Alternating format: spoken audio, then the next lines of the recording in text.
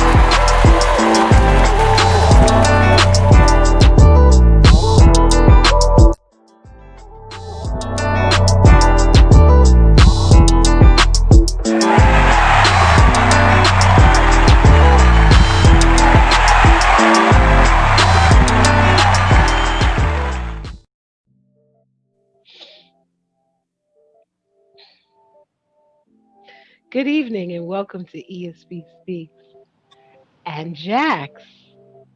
I am so happy to be here with this phenomenal woman. JAXS is just, I'm so tickled to have you with me, Jackie. Come on in here. I didn't know you were ticklish. I too That was really corny.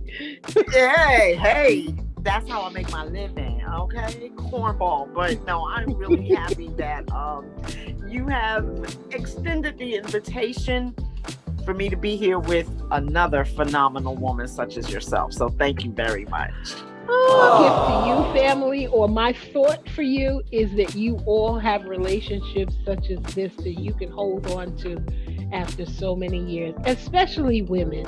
Because you know, women, we can be really catty. It's a very precious thing when you have a girlfriend that you have in your life for so many years. I'm so excited to have you here. I'm excited to be here. So, JAXS, you know who we have on? Actually, before we even start talking about the guests, let's talk about this week. What did this fool do this week? Well, you know which fool I'm talking about. Yes, Agent Orange, $600, which honestly is not enough. He wants to raise it to $2,000 per person or $4,000 for a couple, which I can actually say for once I agree, because $600 is not enough. But he's had months to deal with this, but instead of dealing with it, he has now vetoed the bill and he's off to Mar-a-Lago, and we are stuck in the muck because of it. And I feel like the only thing he's trying to do right now is make sure that the house is burned down before he's out. So But they had designed these checks to be released by next week. How are they gonna fix all of this before that? What are they gonna fix all of this before the new year, or we have to wait till he comes back from Mara? No. Well, that's the problem. Nancy Pelosi is ready to call his bluff. She's like, we can do this. Let's come back in. But the problem is, it was the Senate Republicans and House Republicans that did not want to give people money, period. So now you have your Republican president saying he wants to give more.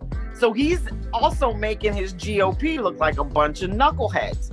You have your two senators in their runoffs in Georgia. Purdue has produced an ad saying how he has delivered stimulus to Georgia, and Trump has just made him look like an idiot for how many times is this now?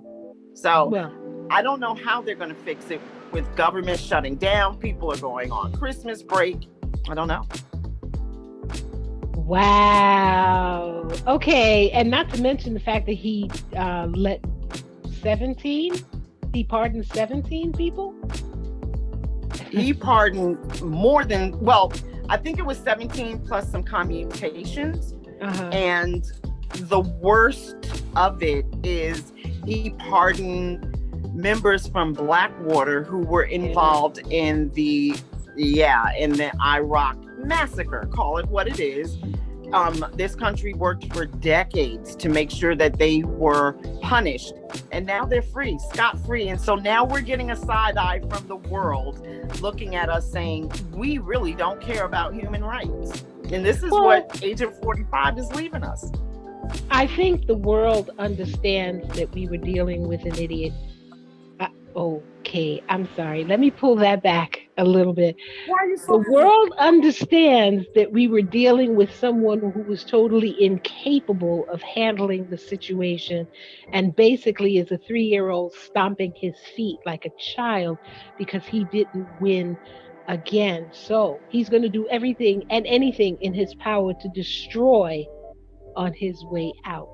I am just grateful that the American people saw the light and we collectively came together and fixed this situation and ratified the votes. And we now have the President Biden-elect and Kamala Harris coming in, which is another phenomenal woman. But we're going to deal with, let's get to our phenomenal woman that's going to sit with us phenomenal women.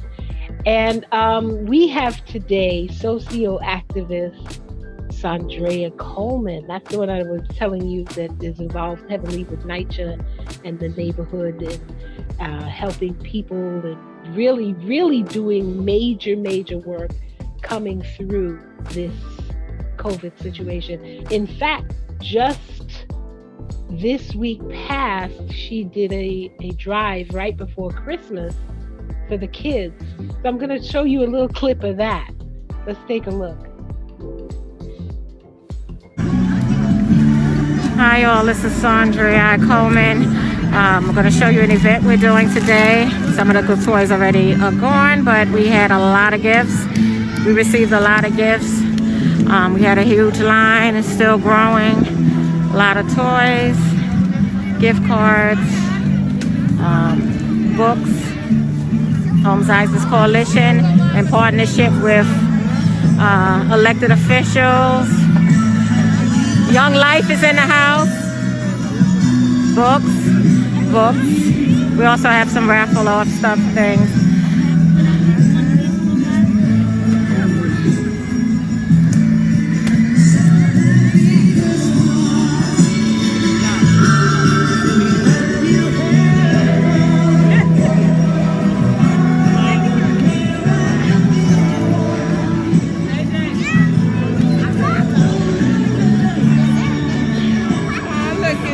We're here with Saundrea Coleman. Ladies and gentlemen, as I have said before, this is such a dynamic presence. I have had the honor and the pleasure to not only work with her, but be around her on a personal basis. And she, as a woman, does something to my spirit. And this is why I wanted to share her as one of my phenomenal women this week, because she truly, truly is. So, Saundrea, it's so good to see you. You look wonderful. Thank you so much, and bless you, and thank you so much for having me and giving me this opportunity. Yes, It truly is an honor. It really is. It really is. Anytime that you get up and you mobilize to do something and put effort forward that affects other people, it's a form of activism. But let's speak to the activism that they're familiar with, because you are a powerhouse when it comes to NYCHA. And when it comes to dealing with and motivating people to protect their rights. Can you tell us, first of all, tell us how you came to be with that type of activism, and then tell us how it affects your life and what it means to you and the lives of others around you. I know that's a big question, but when you start talking, I'd love to just let you talk because you get this flow. So I'm getting both questions out and then I'm going to shut up. So for me, and I can't speak for others, but for me, activism is ministry. Serving others, helping others, advocating for others, you know, that's Christ-like. And I'm a Christian, and I'm here to just be there for people. So I've done some organizing work in the past. I've done a really huge event at my church. I believe it was like 2009. We had Cops Care come out, and it was a group of Sing Sing correction officers that came out to actually do a presentation for our youth. So we're trying to help our youth. So in 2015, the NYCHA work that I'm moving forward, the NYCHA work that I'm doing, I started that right before the summer when they were going to do an infill. It was an infill proposal, which infill is when they want to take a piece of the land that's available or they want to make available and build on our land, which they were going to take a playground away and build a 50-story building, and our buildings only go to 25. So once that hit us, I became activated. I became a real activist. Like, that was my birth then. I mean, I did a lot of stuff via social media, way before that, on different stance of different things, whatever that was happening, Black Lives Matter, you do all those hashtags and everything like that. You use your platform. But I really put my boots on the ground in 2015, and I've been doing it ever since, just advocating for funding for public housing, advocating for rights, organizing residents, and so forth. So that's basically, it started in 2015, and it's still going on. And it's not just Isaac Houses, which is my developer Homes Towers, it is for the city. So, and we all, all of us that do this work, we try to work together near or far. So wait a minute, let me get this clear. All of these things that I've seen you do within the last year and a half that I've known you, really just started in 2015? With public housing, yes. Okay. Because it seems like this has been a part of your life for your entire life. I mean, people don't just walk into this. It has to be born in you. Right. You know what? Tell us a little bit about tell us a little bit about where you grew up and your family, and let's get the pieces of you. Right. So I have the master's in divinity. I do still preach, and I can preach if I'm asked to preach and bring forth the word. Sorry, I can bring forth the word. I said you can bring forth the world too, right, if you want. Right. So he's speaking. Yeah. So I still, if I'm asked, to preach, I will come out and preach. But I am also just evangelizing, and talking to people, praying with people publicly. I've done that. Train stations, somebody can walk through the train and say, I'm money, food, prayer. Okay, I might have $1 to give them or so forth, but I'm definitely, I lock hands with them, and I pray with them. And I've done it numerous times on the subways, the bus stops. But I have the master's in divinity. Basically, I went to school because I wanted to be a little more rooted besides what you learn in church. Quite frankly, I see you more as planning to start a 503c and using your divinity to stretch out amongst the people, because people don't understand that God makes ministers, well, he endows and calls ministers, and not all of them have to be in the pulpit. Some of us are in the street every day, and we're what I call warrior preachers. Yeah. But you seem to be a warrior preacher to me. I would like to speak to you about a quote that I read in a publication with regard to you. And tell me if you feel this quote matches or reflects your personality. I think it does. Saundrea Coleman, a woman of the people, meets people exactly where they are. Does that describe you Oh, yes. to you? Yes. Yeah. Yeah. That's me. That's And me. what does it mean to you? What does it mean? I know what it means to me. What does it mean to you that you meet people where they are? Right where they are. It doesn't matter who you are. Doesn't matter your background, your status, your race, your religion. I've talked to atheists. Different religions, and it's about meeting people and just conversing with them and dialoguing with. That's how we grow. That's how we infuse these United States to really be united, by communicating with one another, sharing what's different about us, and understanding and just listening, right? That's all it is. It's about listening. Sometimes it's not always about being the one to be the loudest in the room or the most talker. It's about having that conversation, that give and take. And I meet people where they are. And I've made friends. I've made some enemies, but some of my enemies have become my friends again. And when I say friends, I don't mean a friend like friend. They're associates, people I know. I do have Mhm. one best friend. And besides, Jesus is my friend, but of course I love him. But yeah, so So now let's go back a little further. okay. You spent quite a number of years with the NYPD. Mhm. Are you able to talk about that period in your life? I mean, I know there are certain rules and regulations as to how you can speak about that in Sure.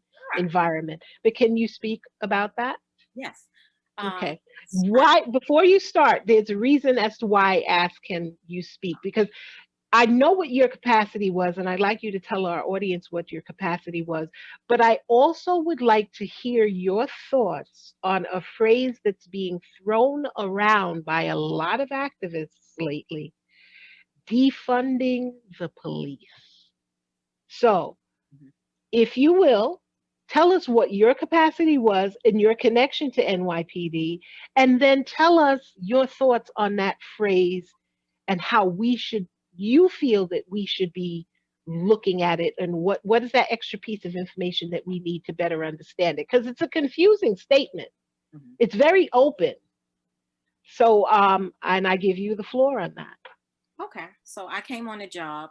We said that's the jargon, the job, NYPD, September 8th of 1992. And I was a police administrative aide. I eventually I was promoted. I took a test, and was promoted to a senior police administrative aide, which made me a supervisor. I was a supervisor of payroll. So yes, I am a activist, and that is something I say. So I was a payroll supervisor, and a lot of people, it's about following the money. Mm, Can they work without $1 billion or $2 billion, 1 billion or $2 billion cut? Absolutely yes. I was a payroll supervisor. I know the waste, and that's the one thing. So defunding them. Defunding does not mean that they will not get a paycheck. Defunding does not mean that people are going to get fired. Defunding just means reallocating the funds to another source. mm, And when you push it into a source, rather it be a community center, take public housing, for example. A lot of our community centers are either privatized or closed. You open these entities up for our youth, and they won't have time to get in trouble. You have to give them something, or mhm. even just other entities, just putting the money somewhere else to drive down the crime, to give them a leg up, to give them an opportunity. That's what it's about. Put it in social services, mental health, just anywhere else, and put it. They can manage, and trust me, they can manage, because there's a lot of waste and overtime.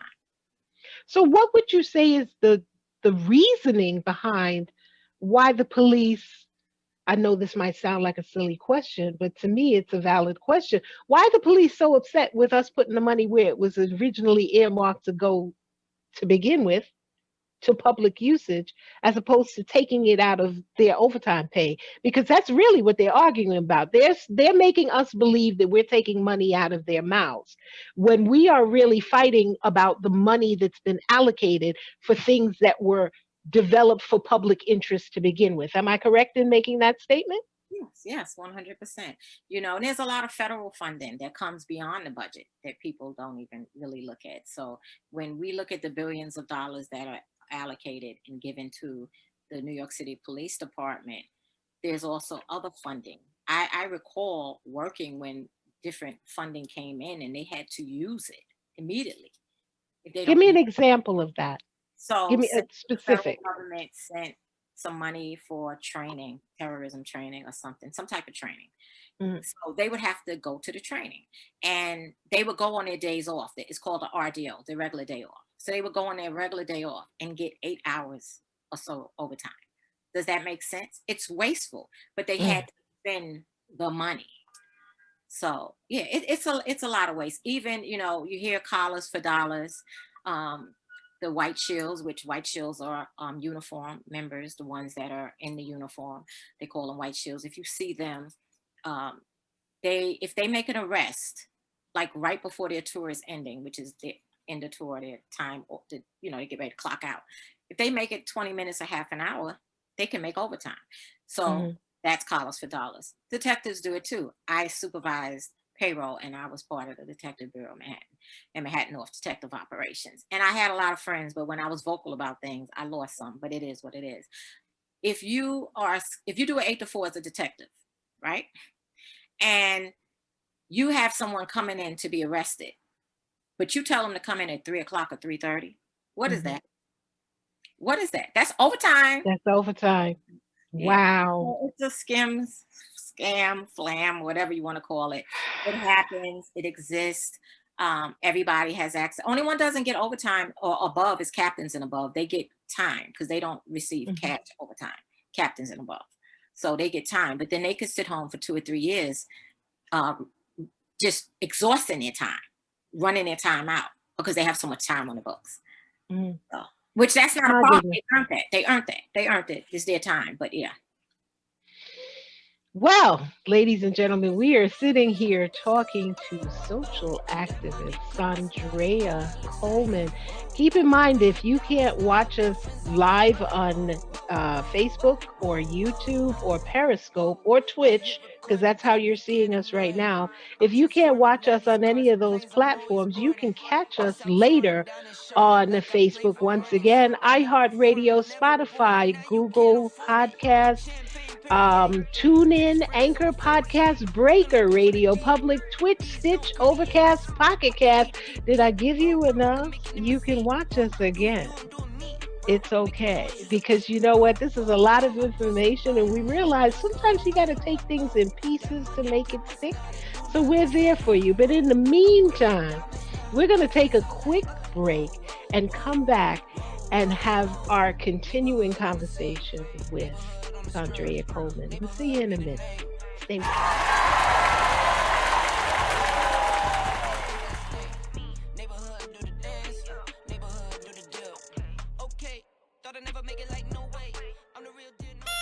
Happy birthday to you. Yeah. Make a wish. I know she ain't about. Oh my goodness. Please don't do that. That's not right. No bueno. No cake for me. Yikes. Fanta cake is a cool new sanitary way to blow out the candles on your cake. Make a wish. I love my Fanta cake. Fanta cake rock. I want some cake. That's cool. Get yours today at fantacake.com.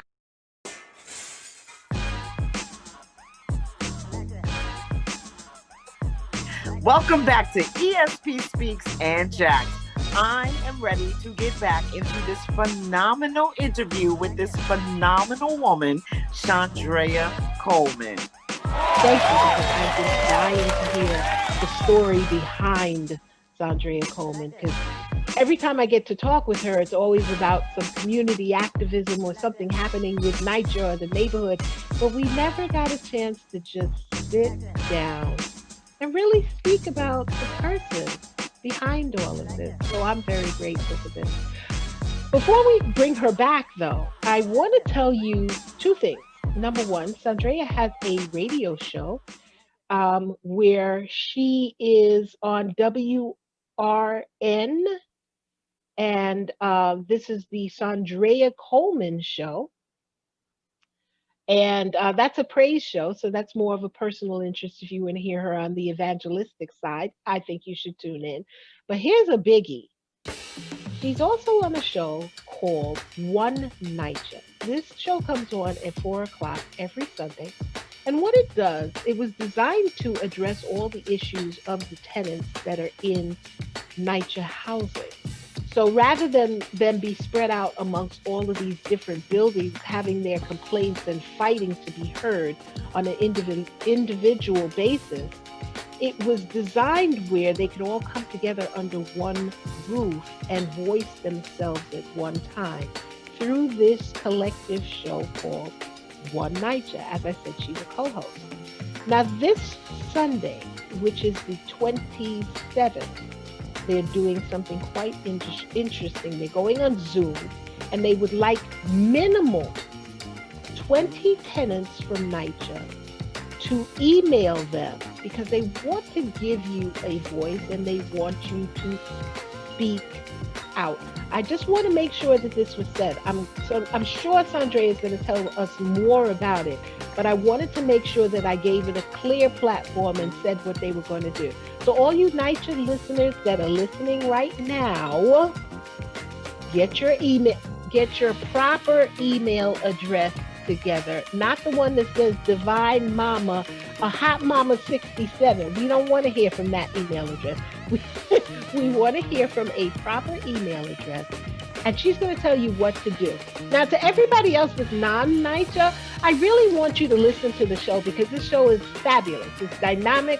It has guests that they invite from all over the cities. I mean, they have like from Chicago, they had Reverend Gregory Seals. They had, it's a list of people. I couldn't even begin to go through the list. They had Joycelyn Taylor, who's running for mayor. They had the basketball star. You know what? Here, I'm going to let her tell you about it. I'm going to bring her back in a second. Just want to give you those finer points. We're going to come back and speak with Saundrea Coleman right now. And I want to speak with you, Saundrea, about the Homes Towers situation, because this was the situation that made you really who you are. So come on back in and talk to us about the Home Isaac situation in 2015 that knocked the socks off of the daily newspaper and the rest of the city. Come on back, girl. Yes, it was October of 2015. NYCHA actually have to engage with the residents. So they had a big meeting at our community center, and it was well over 200 people in there, a lot of reporters, but they wouldn't allow us to speak. They wouldn't allow us to say a word. We just were supposed to come and listen. And that's not how you engage people. It's supposed to be a give and take. So we realized that they weren't going to let us speak. Then they started saying, oh, you could write your question on a piece of paper. No, that we want to stand up like at any other meeting and, have a speak, say what we need to say. So they didn't let us do it. I said a few words out loud. Someone else, one of my other comrades, blew a whistle, and I let over 100 plus tenants, close to 200 people out of that room, the walkout, and it was huge. The Daily News was there. Police even met us outside, but nothing happened. But just the noise of us just leaving that space.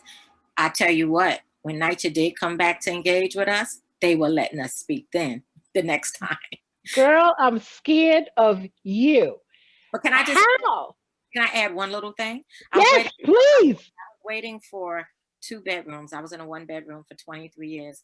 The next day after I led the walkout, I received the transfer I was waiting for 2 bedrooms to Isaac houses. So I took it.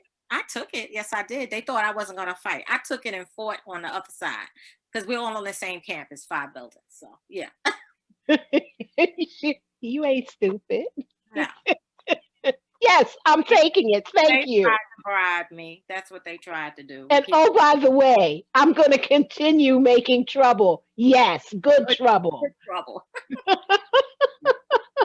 That's my girl. That's my girl. You see, we're afraid. As a people, we're afraid. We sit there, we listen to what they have to say, we check the boxes, and we keep it moving. But every once in a while, there's a woman or a man like you that comes along that says, that don't sound right. Let's go. Yeah. Well, thank goodness that you said, let's go that day, because that started a whole different life for you from this. And I'm so grateful. I'm so glad. Amazing. So now, things like now the UES for BLM have grown out of situations like this. You want to tell us a little bit about that association? Because that's another powerhouse movement there. Yes, I am one of the organizers, the only Black organizer at this time with UES for BLM, which is the Upper East Side for Black Lives Matter. We meet at Carl Schutz Park nightly at 7 p.m. And we've been meeting since June 2nd. So today will be our 200 well, I'm not even going to say what day it is, but we're over 200 days. Last Friday was our 200th day. Hold on a second. I got to go back because you said something that really struck me there. Okay. The Black Lives Matter movement in the Upper East Side has only one Black organizer? Yeah. Help me understand that one. It's just the demographics of it's at Carl Schutz Park. A lot of people do know it's there. A lot of people don't know it's there. And basically, I believe I was the second. It was another guy way before me. I started part of the organizing work in July, although I'm active in June. I was physically there the first day. I was a key speaker the first couple of days and getting speakers. So I was doing a lot of the work as an organizer, but not with the title. So I became an organizer. But yes, it's just the demographics of the area. And just don't get me wrong. I'll take it how I can get it. I just don't understand it because it's not like we're not living up there. Exactly. We're there. Yeah. I mean, so go ahead. Yeah, it's not always easy to become an organizer, right? You need to be present. It's a lot of work. This is not paid work, it's service. So you really would have to be involved and say, we did have 2 other ones before with myself. So it was 3 at one time. And so it was 5 organizers. So it was 3 Blacks at one time later on, like in the summer somewhat, but they, one went back to Texas and one just stopped, doing it. This is a long ride. It's not a moment. It's a movement.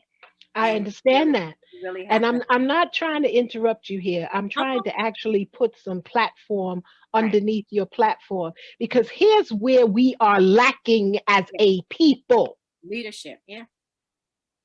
It's Black Lives Matter. I hear you. I hear you defending. I hear you. And this is the spirit that I love you for.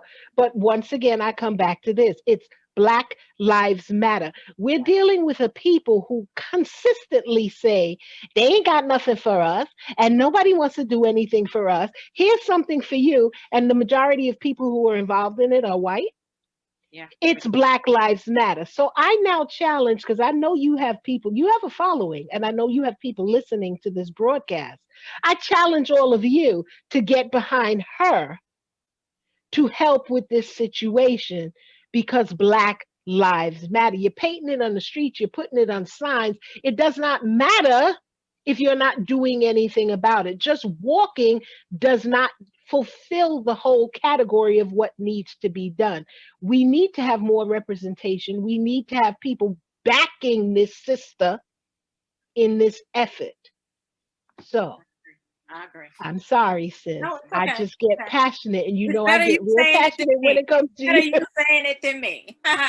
But yeah, it is. I mean, am I wrong? Am I wrong? You know what? It's funny you said that, because I won't call out a reporter's name, but a reporter had did an interview, and he wrote up on the other organizer. He didn't write. He interviewed us both, and he didn't interview. He interviewed us both, but he didn't do a write up on me. And I seen him at another event, and I checked him on that. I said, you know, I'm the only Black organizer there. You spoke to 2 organizers, and you only gave 1 voice. I said, this is part of media, and that's a problem.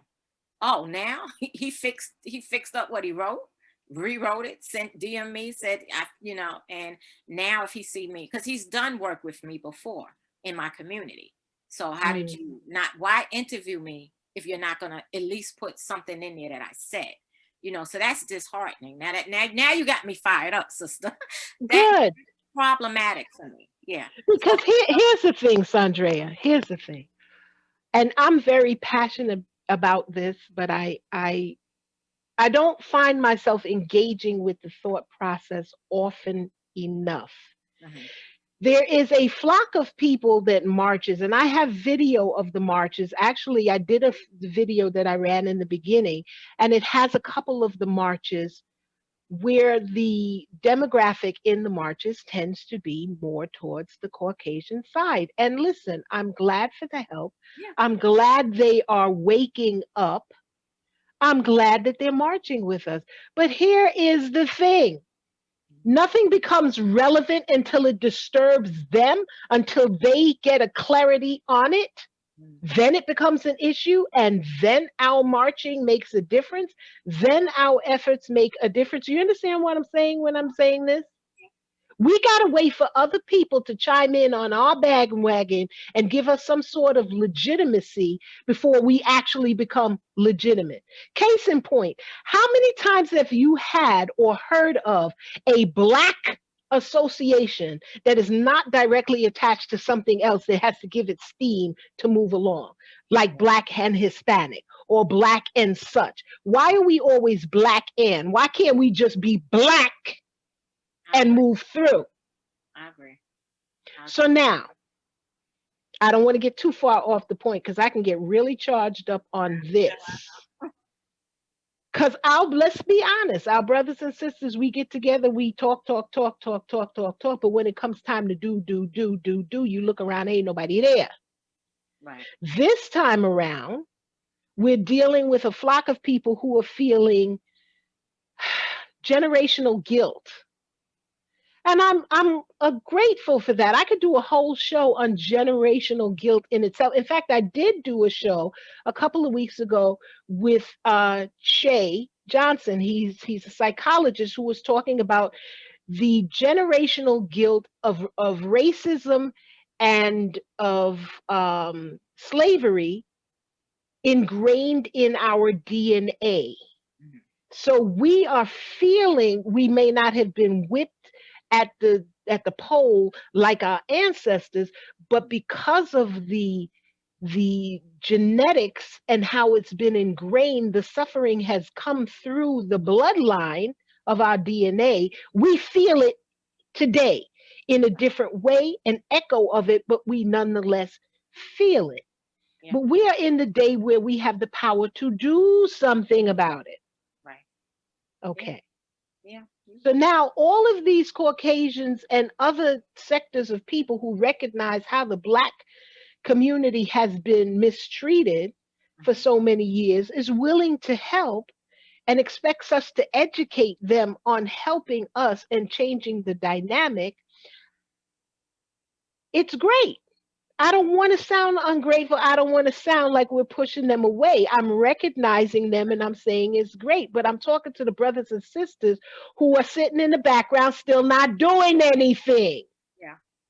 One other point is that the movement, and that's what anyone, and one of our shout out Akeem, he was one of our organizers that went back to Texas.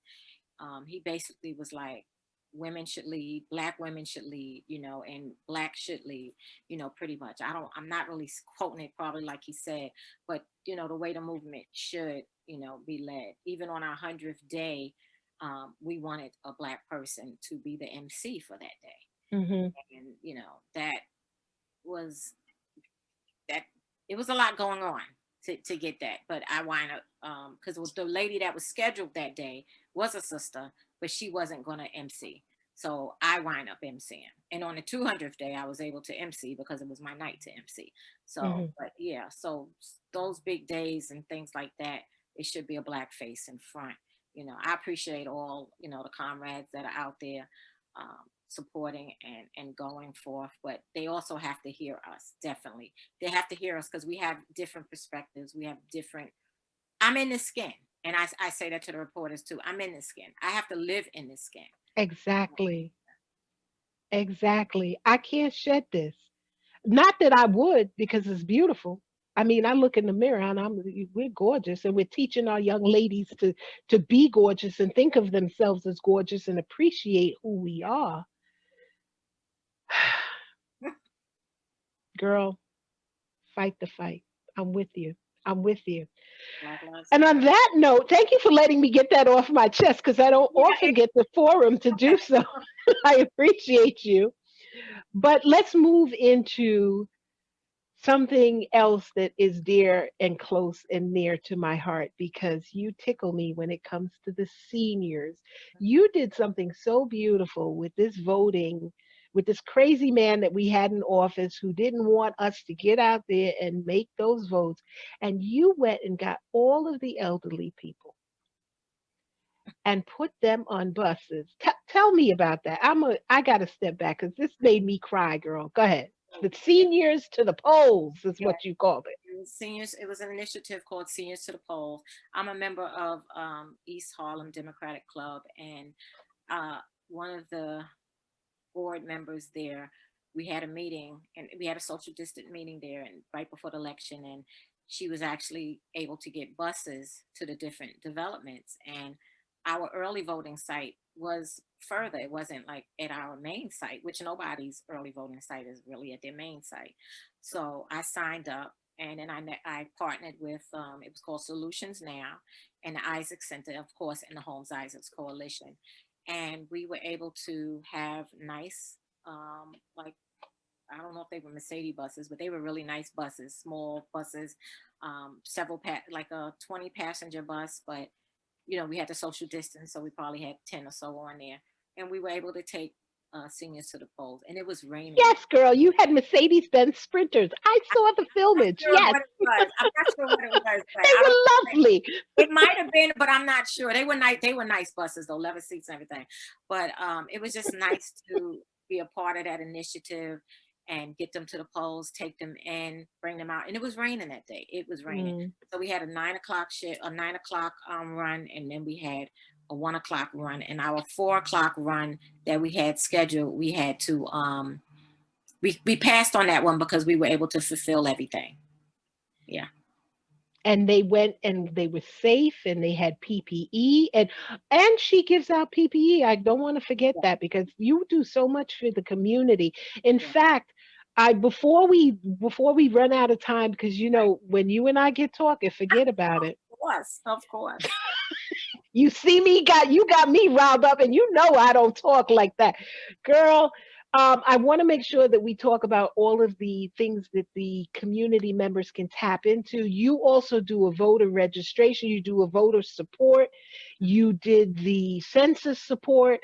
What else? You got a couple of things coming up for the last week in December, the last week of 2020. You just did the kids drive, the toy drive, Yes. and that was fabulous. That was amazing. Yes. Is there anything that the public can tap into through you? Because I know a lot of people still are food deprived and need help with getting in touch with Congress people or whatever person that they need to get in contact with in their neighborhood for help. And I know that you have that access. So how do we get in touch with you And what else are we doing to tie up this year before we lose time?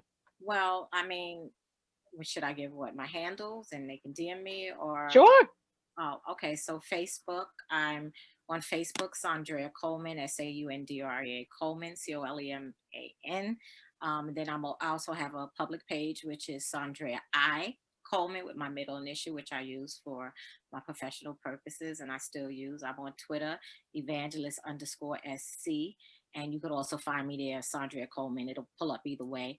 And I'm on Instagram, IG, Saundrea Coleman. So, but basically, I would just tell people, you definitely can get in touch with me. I'm connected throughout the city, but you can also tap into your local officials, your city council member, your assembly member. Remember that they work for you. You don't work for them. And you can call their office. They have constituent services. And I advise you to look them up on a directory or, through 311. There's several ways to tap in via email, if you go online. And also your community board is a source. I'm a community board member, but your community board is also a source that can help you with things as well. So there's a lot of initiatives out there. There's a lot of make these elected officials work for you.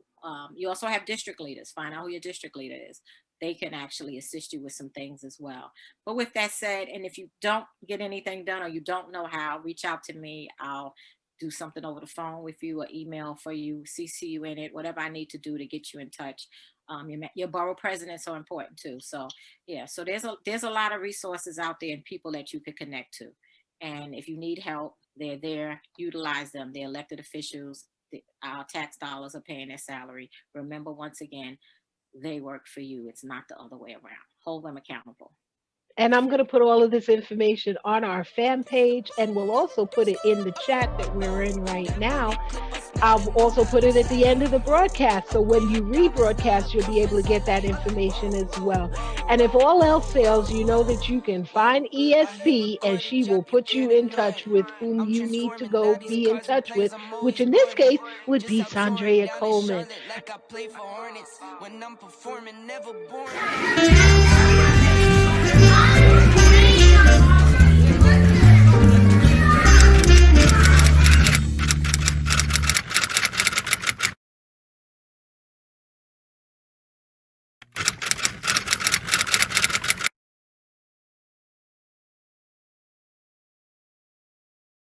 So what are we going to do for Christmas this year, guys? I will be collecting my gifts from each of you. Ooh, ain't nobody buying nothing? Y'all better. Well, I have a date with the elf on the shelf, and we're going to find a Christmas pickle. Well, I don't know about you chicks, but I know what I'm going to do. What you going to do? Check it. Hark, how the bells, sweet silver bells, all seem to say, throw cares away. Christmas is here, bringing good cheer to young and old, me and the bold. Ding dong, ding dong, that is a song with joyful ring. All caroling, one seems to hear words of good cheer from everywhere, filling the air. Oh, how they pound, raising the sound, or here they dare, telling their tales. Gaily they ring while people sing songs of good cheer. Christmas is here, merry, merry, merry, merry Christmas, merry, merry, merry, merry Christmas. On they send on without end their joyful tone to every home. Ding dong, that is a song with joyful ring. All caroling, merry, merry, merry, merry Christmas, merry, merry, merry, merry Christmas, merry, merry, merry, merry Christmas. Merry Christmas, you guys. Ding dong, ding dong. Leave it to Y'all, can y'all believe Scrooge started that song? Wait a minute, what? Yes, Scrooge, honey. I'm impressed. This is why we can never have, we can't even have a good Christmas moment. Away in a manger with you, Really, girl. somebody buy that girl a Rhonda. gift.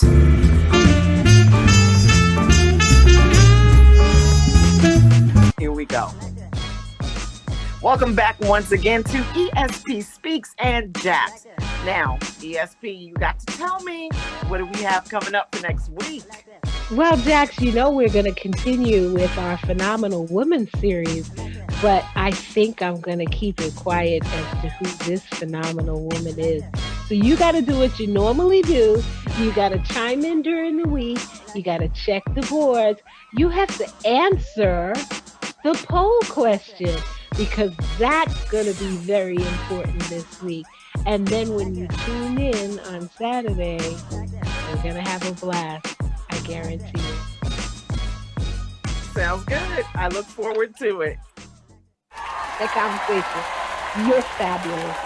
It's wonderful. And thank you so much for being here with us. Is there anything else that you want to drop in that's happening with you? One last thing, and I'm going to say it, and I know we're ending. New show 2021. Oh, yes. Justice, Politics, and Restitution with Saundrea Coleman. And you are my executive producer. Okay? Wow, you heard it here first, ladies and gentlemen. You heard it here first. That's it. Oh my goodness. Saundrea, it's been a joy. Thank you so much for gracing us. Thank you guys for staying with us for another episode of ESP and JAXS. And thank you for keeping our numbers up, because we hit over 35,000 this week. I don't know what you're doing. I don't know what we're doing, but we're doing it. Just keep doing it.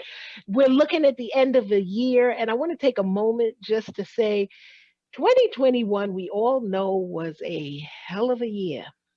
I know I lost several family members. I lost a flock of friends, and I spoke to a lot of you who called in, who texted in, who chimed in, and you shared with us your loss, and we grieved with you. We went through homeschooling, we went through loss of jobs, we went through so much in 2021. In 2020, but I'm sorry, I'm looking forward to 2021 so badly. I'm pushing it into the conversation already. Speak it in existence. It's a new year. That's right. Because I don't think I'm going to have another. This is the 26th, so we're not going to have another show. I'm not going to see you unless I do a special show, which I just might.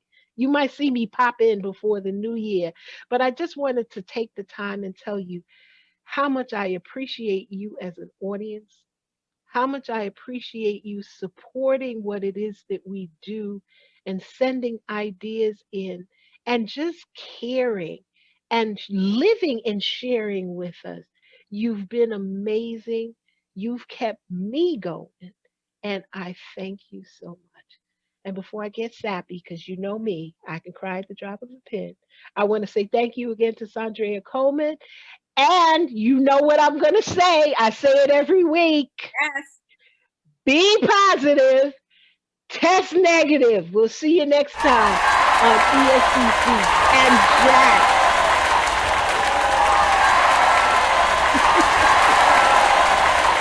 Awesome.